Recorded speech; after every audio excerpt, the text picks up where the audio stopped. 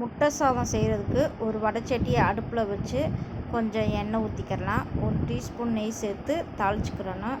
கொஞ்சம் கடுகு சேர்த்து 1 டீஸ்பூன் ஜீரகம், 1 டீஸ்பூன் சோம்பு, கொஞ்சமாக இஞ்சியும் பூண்டையும் சின்ன சின்னதாக கட் பண்ணி எடுத்து வச்சுருக்கேன், அதையும் சேர்த்து தாளிச்சுக்கிறலாம். ஒரு பச்சை மிளகா, ஒரு வரமிளகா, கொஞ்சம் கருவேப்பிலை சேர்த்து தாளிச்சுக்கிறணும். கட் பண்ணி வச்ச பெரிய வெங்காயத்தை ஒன்று சேர்த்து அதையும் நல்லா வதக்கிக்கிறலாம். ஒரே தக்காளி, பெரிய தக்காளியாக சேர்த்து அதையும் வதக்கி கொஞ்சம் உப்பு சேர்த்துக்கலாம். சாப்பாட்டிலே உப்பு இருக்கிறதுனால இதுக்கு மட்டும் சேர்த்தா போதும்.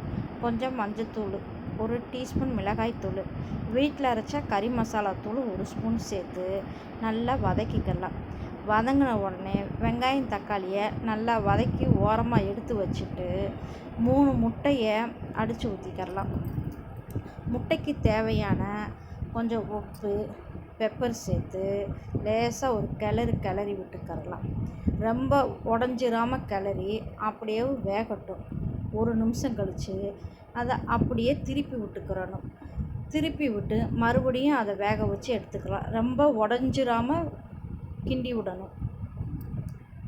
முட்டை வெந்ததும் வெங்காயம் தக்காளி எல்லாத்தையும் நல்லா மிக்ஸ் பண்ணிக்கிறலாம். ரொம்ப உடஞ்சிராமல் கிண்டிக்கிறணும். பெருசாக இருக்கணும் முட்டை. அதுக்கப்புறம் வேக வச்சு ஆற வச்ச சாதத்தை எடுத்து அதில் போட்டு கிளறிக்கிறலாம். நல்லா கிளறி எடுத்ததுக்கப்புறம் மல்லித்தலையை போட்டு இறக்கி வச்சுக்கரலாம். ரொம்ப டேஸ்டான காரசாரமான முட்டை சாதம் ரெடி ஆயிடுச்சு.